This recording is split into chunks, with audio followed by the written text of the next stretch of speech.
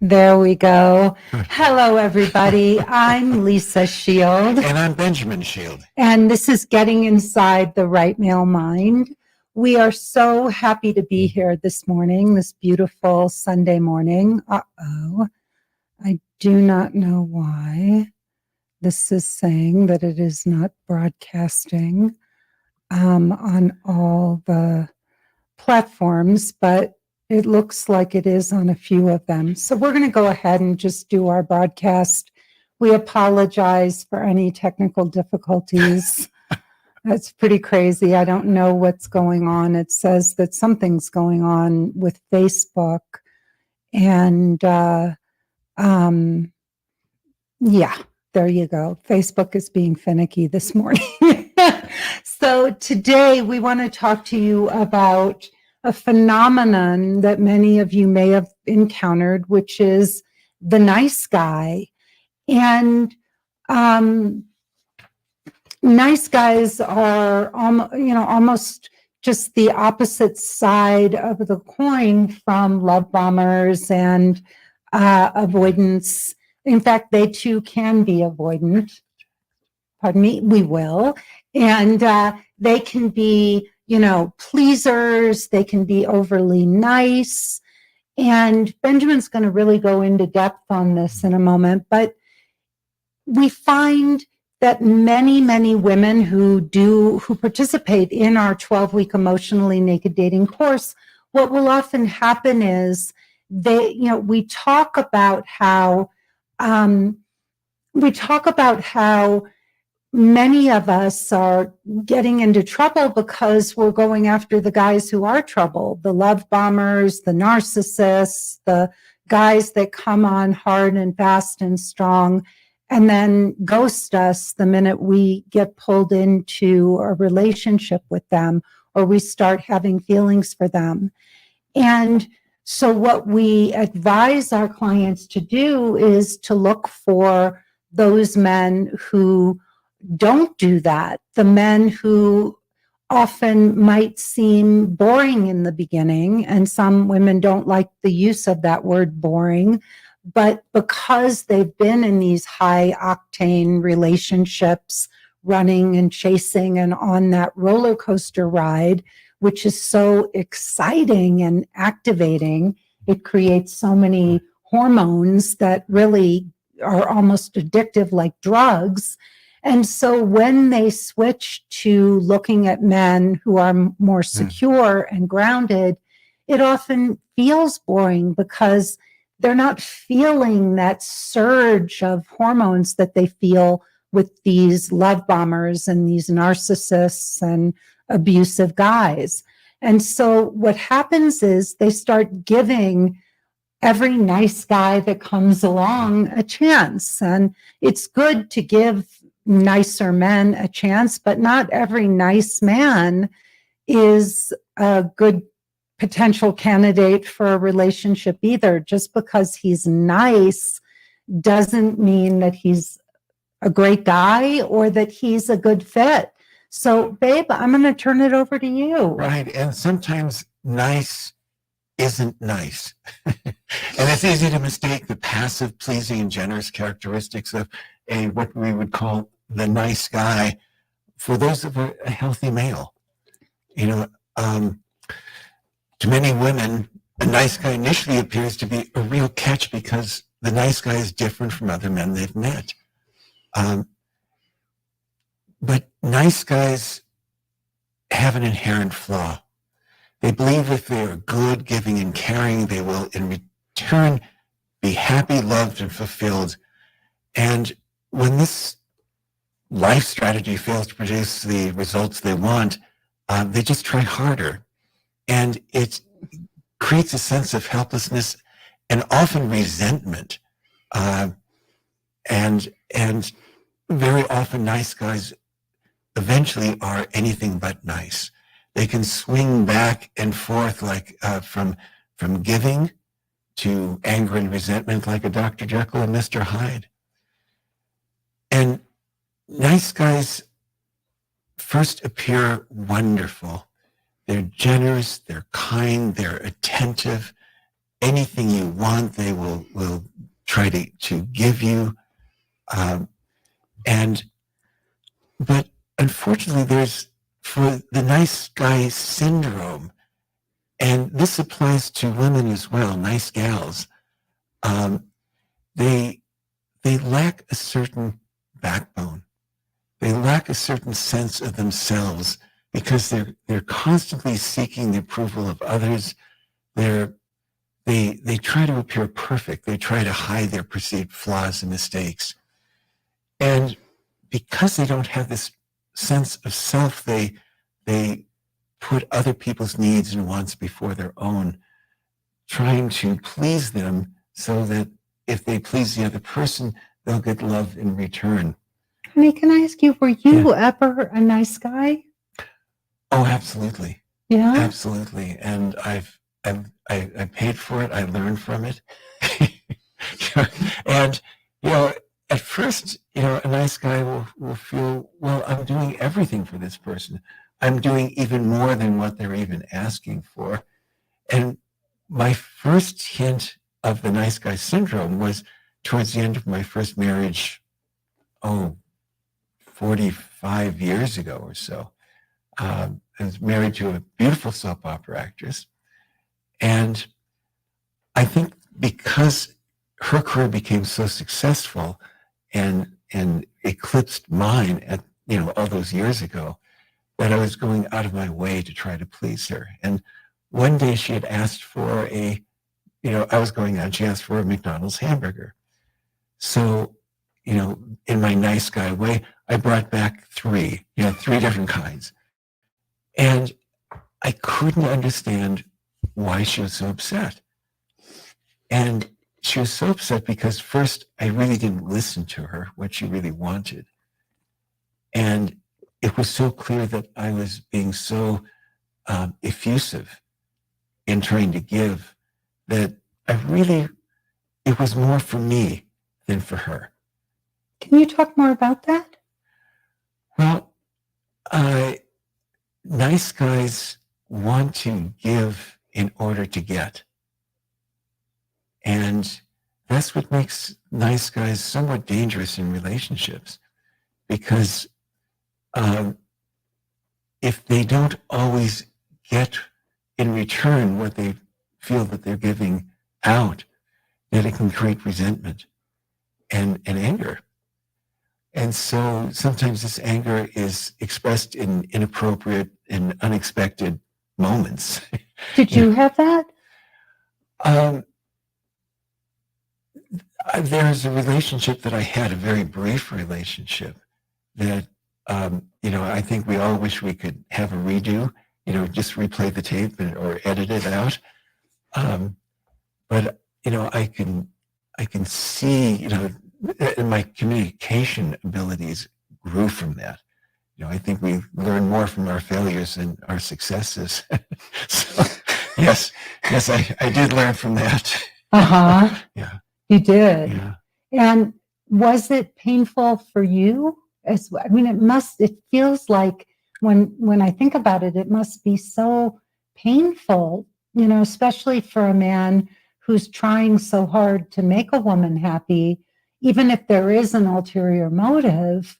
It must really be hard to be doing that and knowing that you're just giving and giving. In fact, we have somebody in our lives right now, very close to us, who's going through a breakup of a relationship, who is a nice guy. Mm-hmm. And it's almost painful to watch him. Yeah. And conversely, we've seen a couple wonderful women from our program find the guy of their dreams, really nice guys who didn't turn out to be as nice as guys as they thought. Right. Because these guys will eventually, because they feel like they're giving so much, they're hiding any flaw that they may have. But they become secretive of their flaws and their mistakes and their insecurities, and that tends to fester. Mm-hmm. And it doesn't create a relationship where it's so open and free If we could just share what we, what we need, what we feel, what we want from the other person and how to ask for it, we just feel that intuitively they'll know because we're giving so much that, we'll get it back in return. Mm-hmm. I had a client once who was incredibly wealthy, and he would go so far out on these dates. I mean, it was almost painful to hear him talk about it. One time he got tickets to like I can't remember who it was, but a major concert. And this was like a first date with a woman, and he took her to a beautiful dinner, hired a limo, went to the concert, went out for drinks afterward. And she started talking to another guy and she gave this other guy her business card. And he was heartbroken because he had gone so far out of his way to impress her. But there's a point where women can sense it. A lot of women can sense it, and it feels smarmy. Mm-hmm. It's a different kind of too muchness. Like a love bomber comes on in one way, but this is a whole different way that just feels awful for the person on the other end. Yeah, and at first it can feel good. It can feel like, oh, at last I found a man who's considerate, generous, going out of his way to please me, really cares for me in all these ways, he's caretaking, but then it crosses a line. Mm-hmm. It crosses a line, and it's no longer a healthy relationship. These men sacrifice their own personal power and often begin to play the role of a victim. Mm-hmm. And in doing so, they can dissociate from their own masculine energy. And what a relationship needs is this polarity. They don't need someone who is just like a lapdog, just trying to, not only please the other person, but wait for scraps of affection to come their way. It's not masculine, and it's not healthy for the woman in the relationship either. Well, she loses respect for the guy. Yeah. So just about everything a nice guy does is consciously or unconsciously calculated to gain someone approval or avoid disapproval. And so he's constantly walking on eggshells, which again does not make for a great relationship. But you also never get to connect with the real person. They have almost no thoughts or feelings of their own. They go along with things. Exactly. And there's no sexuality there. Uh-huh. It's just trying to please. And even with sexuality, I think one of the things that creates the intense pleasure is telling people what you want and need, and the other person knowing that and being able to give back, rather than just giving to someone and giving and hoping they'll get something back. That's satisfying. So nice guys believe that their generosity is a sign of how good they are, and will make other people love and appreciate them. I think one of the issues, and not meaning to get into psychology, but boys are early on raised by women. Their mothers have a tremendous influence, and then they go into kindergarten, and throughout elementary school, it's almost entirely female teachers.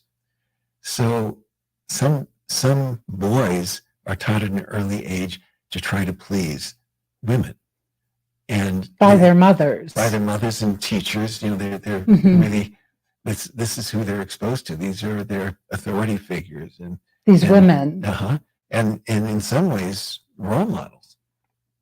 So it can start at an early age. See. So there are certain characteristics that nice guys have. They try to caretake people and fix things in the other person's lives, problem solve for them. They're constantly seeking approval from others. And they're always calculating and analyzing more than feeling. And I think that years ago, I mean, we're talking, more than 40 years ago, I took a workshop at UCLA, and we were supposed to come up with a very short version of what we think of the other people in the group. And I was told by someone that I was a feeling strategist,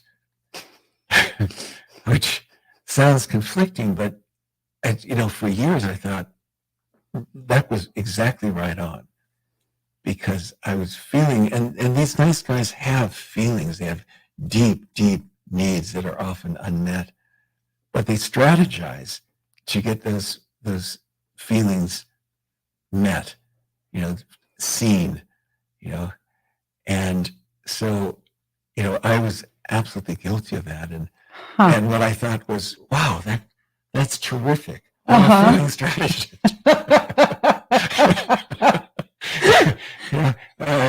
Later in life, I'm thinking, maybe not so much. I know you've told me that was a good description of you before. At the time it was, but not these days. No. Wow. They're constantly seeking approval from others. And as I mentioned before, they're doing whatever they can to avoid conflict, which isn't a great thing for a relationship, because not that relationship has to be about conflict. Ours isn't, but we're so open with each other, and we know that we have each other's best will at heart, that we could say anything at any time and not take it personally. And we don't feel that we have to hide what we perceive are flaws and mistakes. And so nice guys, women are, going along, things are great. They're going, on trips and getting gifts and things like that. But the guys in return are repressing their feelings. That if they're not getting everything they want in return from these generous gifts and acts of kindness, that they start getting resentment and anger. And nice guys, we were talking about how boys from an early age can learn to please women, but sometimes also that nice guys have had difficult fathers. They could have been alcoholics, abusive, philanderers, all of these things. And at an early age, they decide they're going to be 180 degrees from their father. They're going to be so nice and so giving and so generous and never argue, never raise their voice or whatever it may be, that they become this facade of a nice person. And we've often given the difference between nice and kind. And kindness is a virtue. Kindness is where you're kind to yourself, and from that kindness and love for oneself and sense of self comes kindness for others. Niceness often neglects the sense of self and is just trying to give in order to get. Yeah. And eventually that will show up in a relationship, and either the woman will stay in the relationship but lose respect for the man, and it will become more of at best a friendship than a romance, or they'll just really start looking for men that have a backbone, and, are genuinely kind, but aren't constantly seeking approval from others to get and giving to get what they need or they feel they need. Yeah. So nice guys can be manipulative. Because they have a hard time making their own needs a priority and asking for what they want. This creates a sense of powerlessness. And they frequently resort to manipulation to get what they want, which again is toxic in a relationship. And they can be controlling. Women at first can think that they've hit the jackpot, that this guy's generous and we're going to these great restaurants. We go window shopping, he goes in and he buys me things that, without me even, asking. But after a while, that crosses a line into controlling the relationship, that they think, well, I'm doing all these things for you, and you need to do that. You need to be this way. You need, and so this Dr. Jekyll, Mr. Hyde goes back and forth between being this angelic guy and this resentful, angry guy. And that's what's insidious about it. Like, that's really the hallmark of these nice guys, is that they're doing all of these things, they're giving to get. And when they don't get what they want, they're a completely different person underneath. Yeah. And it may be all of the time they're harboring resentment and suppressing anger. And sometimes this comes out as in passive aggressive behavior,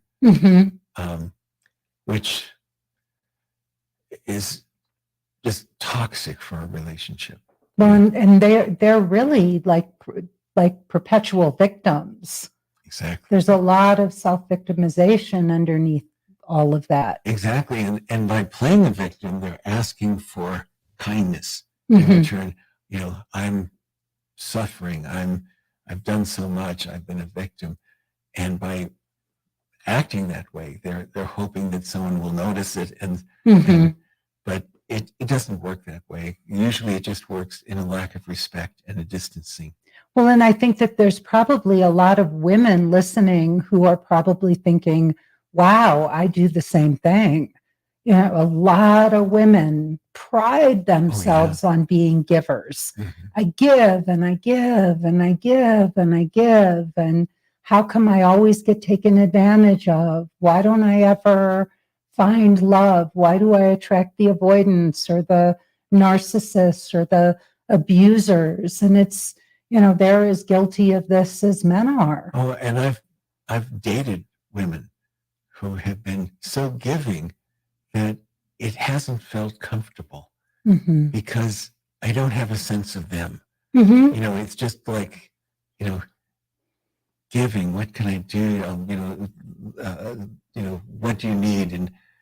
And men really want to be able to please women, hopefully in a healthy way, in a mutual giving and receiving way. And if a woman always says that, oh, things are fine, I don't need anything, a guy's just left empty pocket. He has nothing to give to her. And so there's no clarity. There's no, pleasure in giving to the other person. Well, and that's been lost just in in so many relationships today, both with men and women.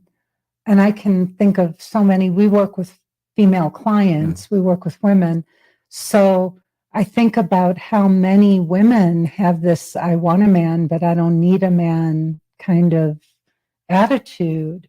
And we understand what they mean, but what they're communicating to a guy is, I can give and give and give. I have everything I need. And it's almost as if a man would just be an accessory in their lives, but not, and there's no room for that reciprocity that you're talking about. And so the women, it's so funny. They're angry because men aren't giving, they're not showing up, but men don't know how to show up with them because there's no opening. And I think half a century ago, in the early 70s, there was the radical feminism movement, which produced a lot of good, to this day. But at that time, that men seemed insignificant. And so I think men either dissociated or tried to ingratiate themselves somehow into the lives of some women who really felt that, because of the power imbalance over these centuries, that men weren't as needed as in past generations and past centuries. So they're really trying to work their way in, to try to ingratiate and give and all that. And usually it backfired. Yeah. And for a lot of men, they became, that's another thing that contributed to the nice guy syndrome. They didn't know, no longer were there these very clear-cut roles between men and women. And suddenly a man didn't know, can I ask for her number? Can't I ask for her number? Do I open a door for her? Do I not open it? Should I pull out her chair or should I let her do it herself? Does she want to buy her own meal? I'm afraid to even pay for dinner for her. So there was a lot of confusion that was created.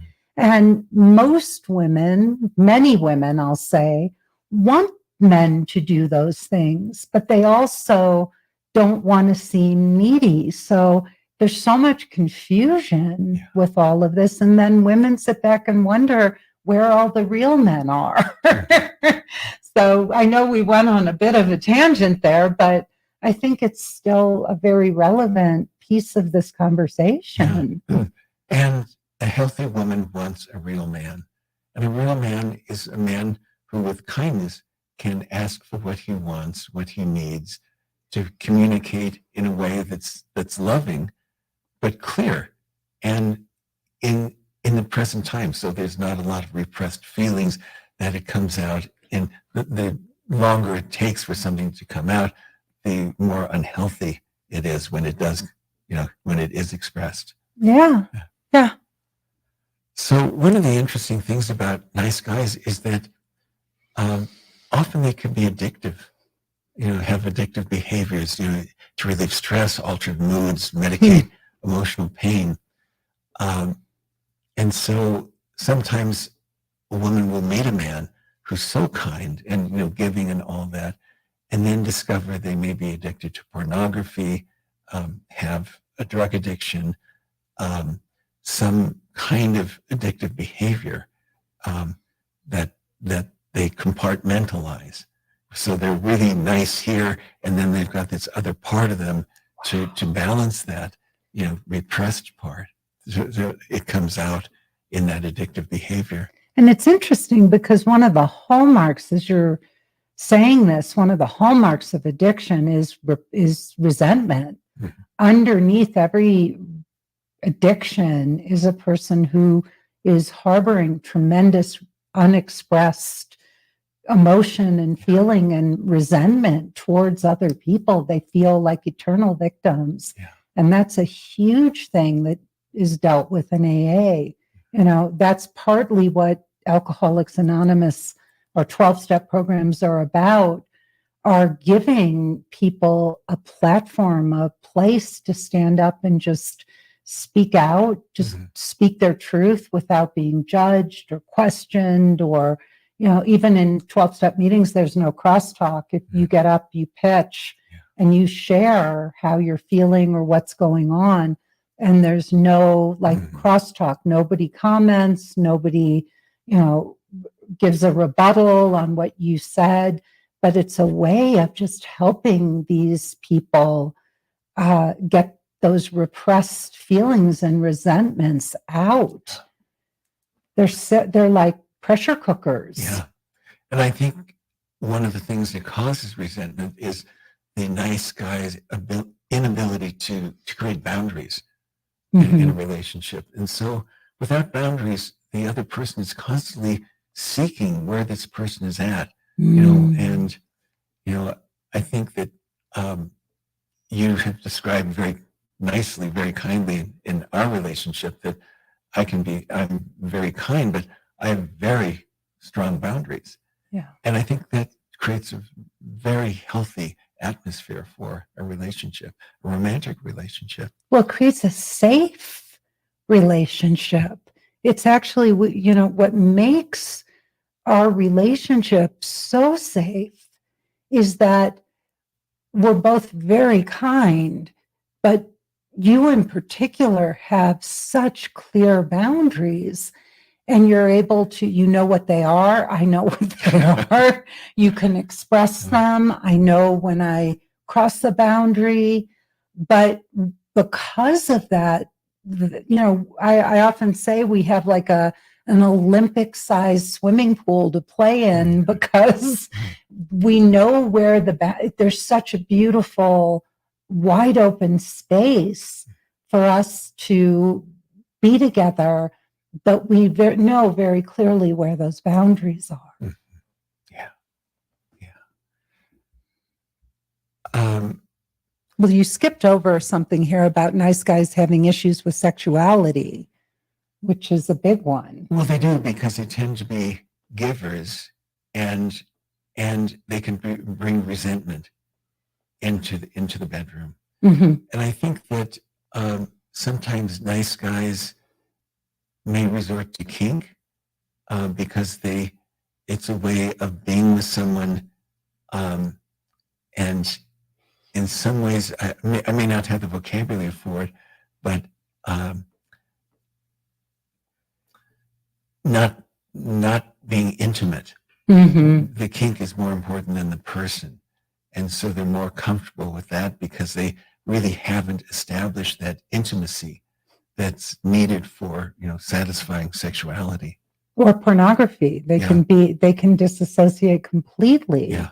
And it's really, I saw a lot of this in my practice when I was coaching men and couples, is how easy it is for men to default to pornography. Nice guys, really, really, really good guys, because they're not getting that connection from the women, and they can get they can get something that's desperately missing from their lives, but then it has a ricochet effect, so they're going to it to get that thing that's missing, but then it's another thing that makes it impossible for them to connect with their partner. Right. So it has, a double whammy in a way. Yeah, it was awful. And it was so, you think of pornography, or it used to be thought of as something that, sexy guys would watch pornography because they had such high libidos and such high sex drives. But very nice men default to it because they're not able to connect with women. Yeah. So it's a big one. And with pornography, the ship gets further and further away from the dock. Yeah. It becomes harder and harder for a man to connect with a woman. I don't think you're supposed to use the word harder. More difficult. So, an integrated man, a man that a woman would be looking for, has a strong sense of self. That nice guys often don't have a strong sense of self. And he often likes himself just how he is, and he may be growth-oriented, growth-minded, but for the most part, he likes who he is, and he's not giving up himself to seek approval from others, or particularly to have behavior that avoids disapproval. And a healthy man takes responsibility for his own needs, getting his own needs met. in communication or doing things that are nourishing for him, hobbies and things like that, that a nice guy may give up that time that for himself to see what can I do for the woman, and ultimately what can I get in return. And there's a difference between being nurturing and caretaking and problem solving. You know, nurturing is healthy, but caretaking, the relationship becomes unequal in so many ways. You know, he feels like he's superior to the person because he's caretaking, and in some ways she feels he's inferior because he's giving up himself to caretake. And often nice guys try to problem solve, which isn't a trait that most women want. No. They want to be heard. They want to be, have a shoulder that they could rest on. But they don't want a man necessarily to jump in and try to fix things for them. You know, they want to be heard, and sometimes that's enough. And what nice guys do, in a simple phrase, is too much. Mm-hmm. It's too much. Yeah. Yeah. Mm-hmm. So, Joy, I think we have some questions. We do have some comments, and if anybody, wants to comment or has any questions, please let us know. Shannon said, this is really good. Hi, Shannon. Hi. It's great to see you here. And she wrote, yes, and then we end up confused and feeling badly for not respecting and admiring them, which is deeply what we want to feel about our man. Exactly. The respect erodes. Mm-hmm. At first, thinking that one hits the jackpot, wow, he brought flowers and these things and on the first date, and we went to this expensive restaurant, and it's been like that, and then they realize that the woman realizes that they don't have much of a sense of the man himself. Mm-hmm. It's just someone who's giving, but what's there? Yeah, and it's not fun. Like one of the hardest things with these guys is that our clients really want to like them, and they can't understand what's missing. It's almost like when you're cooking and you keep tasting something, and it's like it's like everything's there, but there's something missing. It's just like you put all the ingredients in, but it needs more salt. It just is, it's crying out for something, and you can't quite put your finger on what that is, but it's not right. It's just okay.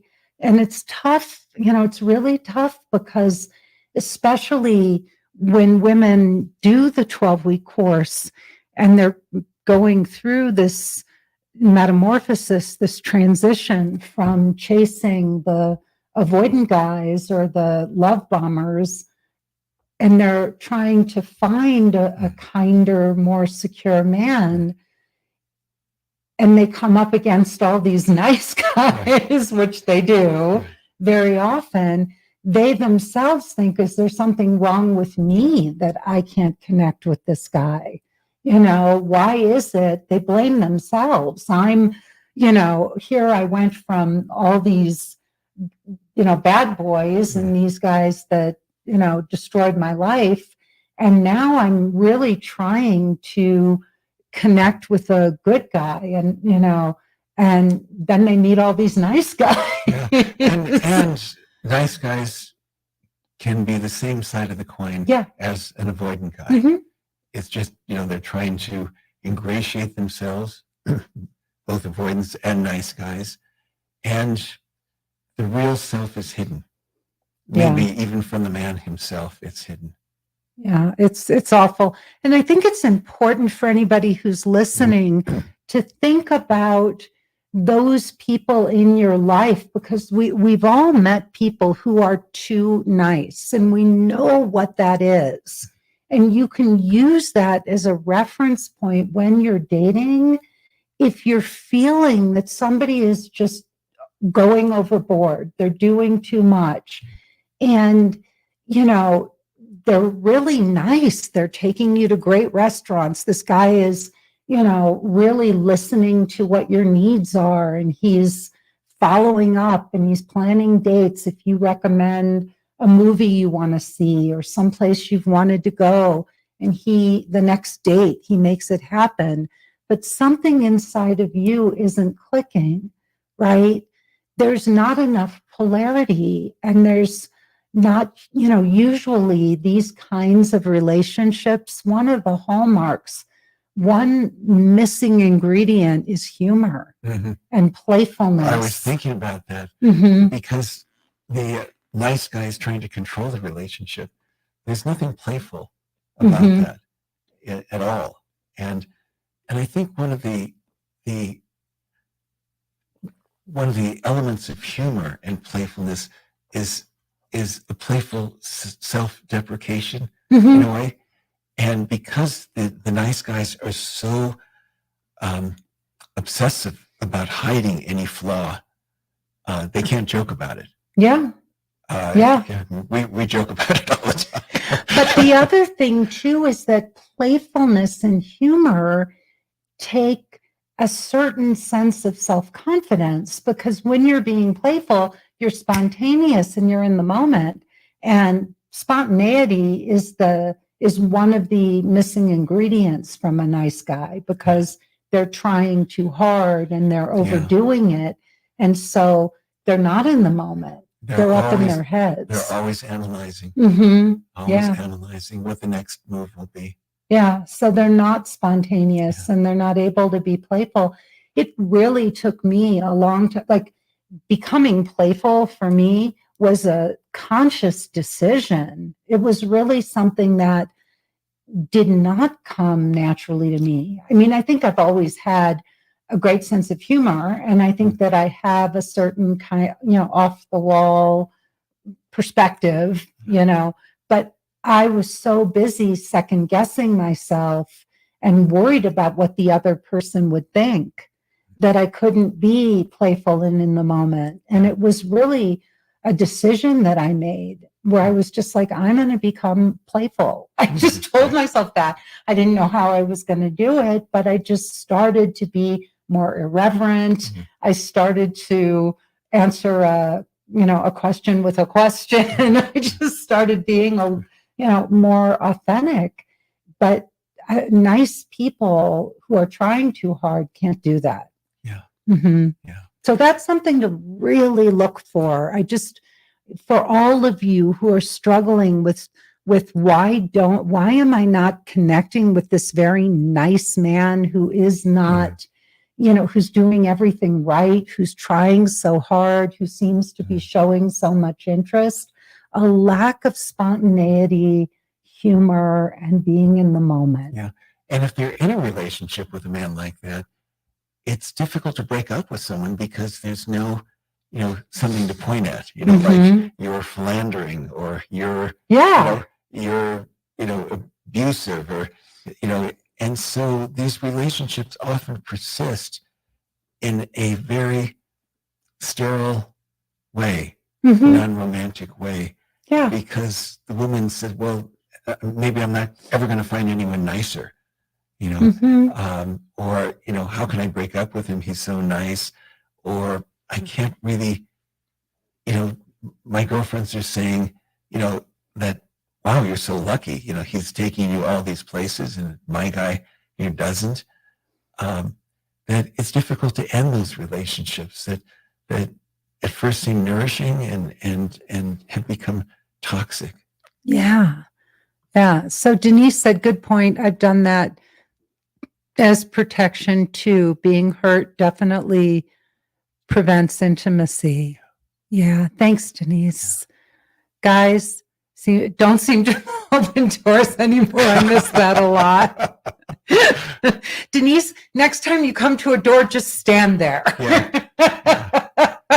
Guys will open the doors. They will do these things. And, as we teach in our program, it's really about encouraging your guy. I mean, all a guy needs, is a little encouragement. I love it when you open the door for me. Yeah. If I said that to Benjamin, I would never open a door again as long as I live. And it wouldn't be coming from, God, I need to open this door for her to like me even more.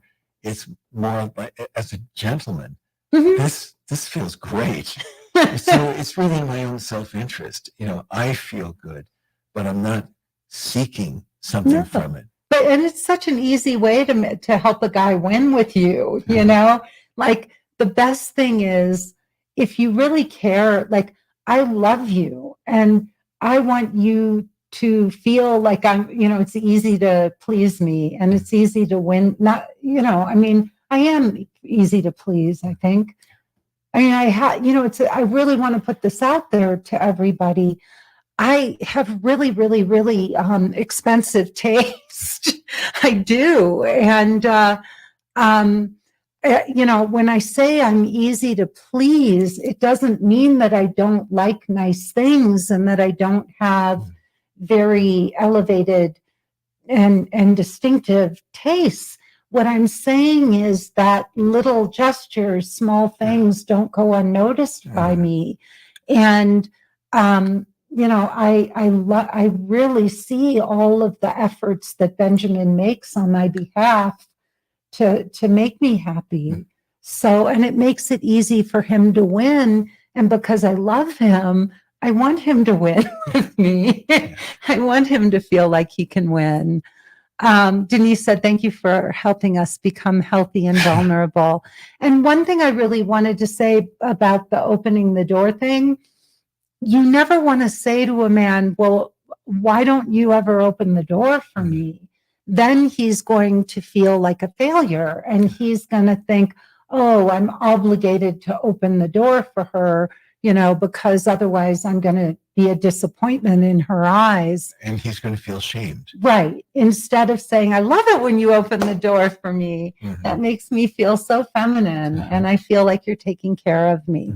So very big difference, always in the way you say what you say and how you ask for what you want. Shannon wrote, it's interesting how all this complexity comes around to that. No matter how complicated, we can get caught into the confusion of it, especially when we are in it, but then step out back home. Know yourself, have strong spiritual practices that bring you home to that. You guys hit the mark in every way. Oh, Shannon, thank you so much. That was really, really, really beautiful. Denise wrote, yes, it can be difficult to distinguish if it's just love bombing or sincere. And Denise, that's why we encourage you all to move so slowly.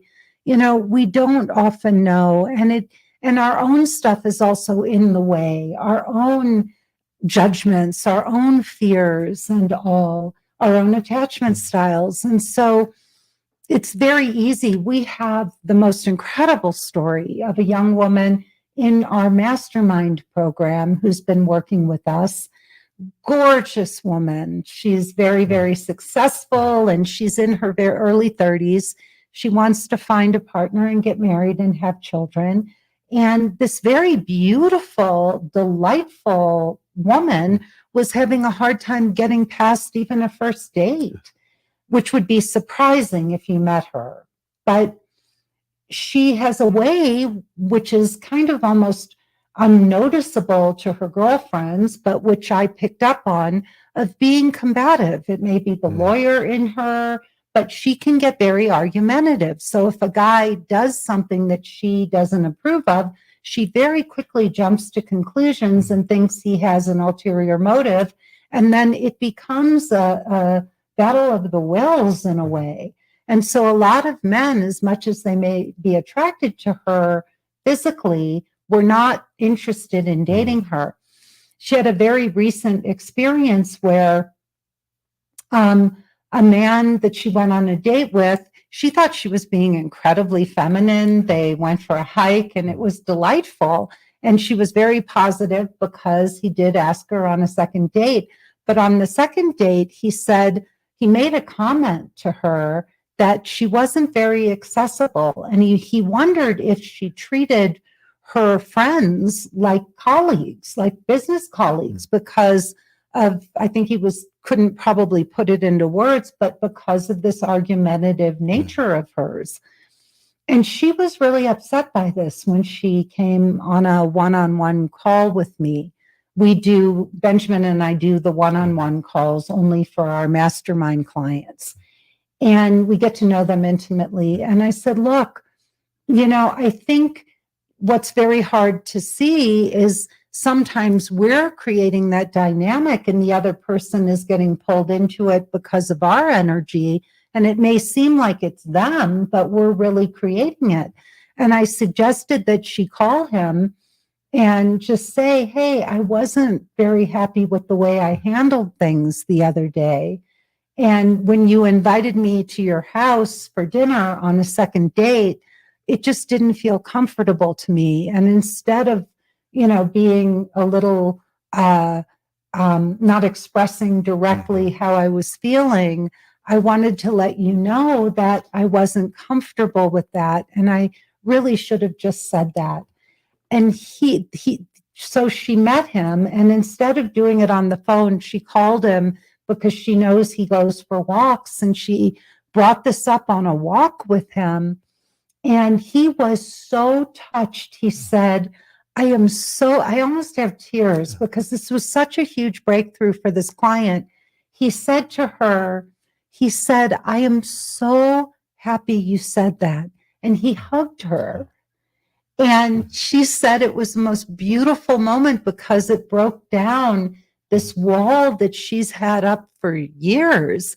And she said, Lisa, I want to do this again and again and again. It felt so good. And she said, I felt a level of intimacy and closeness with him. And he said, I'm not that guy. I don't want to rush into anything either. And he said, I really want to take my time. And I invited you over out of kindness, but not because I had any ulterior motives. So it's this openness. It's how we ask for things. It's how we say things. But sometimes our attachment style, she's a bit avoidant, and her attachment style was getting in the way there. So you have to be careful with these things because sometimes we don't know how we're creating these dynamics either. Clint said, I have been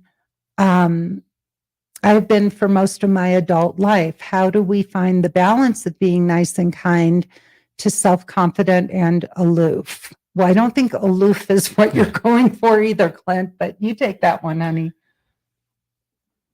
So I've been, for most of my adult relationships. He's probably been nice. Okay. Well, again, it's having a sense of self and knowing what your own needs are, and working to meet those needs, mostly yourself, and then knowing that a woman or a relationship would augment that, would expand your world. And so much for nice guys, they're looking to expand the world, but in so many ways, it makes the world smaller with their behavior because they're always in this very narrow lane of trying to please and avoid conflict. So it's really finding what your needs are, how you can satisfy those mostly yourself, and then how another person could augment that in your life. And Clint, it's also, it takes a lot of courage to just stop caring if other people like you and to give yourself permission to be yourself and to start just speaking your mind, knowing that some people aren't going to like you, but a lot of people will. And you really do want to weed out the people who are not your people and find the ones who are. And also, if you're throwing mud at the wall and it's not sticking, the only way you can authentically learn what works and gets the result you want is by being authentic and then, seeing what's getting mirrored back to you and then refining how you're being. But it's a process, and you have to step out of your comfort zone and start to just be yourself, knowing that you're going to get it wrong and that some people aren't going to like you, but some people are. They're going to really fall for the real you.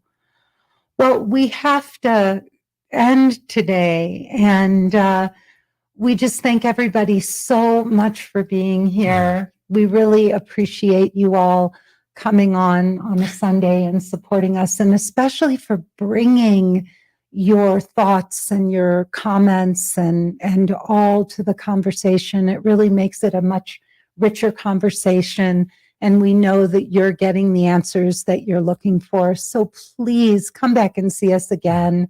And tell everyone you know, your girlfriends and your guy friends and your mom and dad and sisters and brothers and aunts and uncles and nieces and nephews and everybody that you can think of who might benefit from really hearing this beautiful male mind over here, which I happen to think is the most beautiful mind I've ever had the pleasure to know.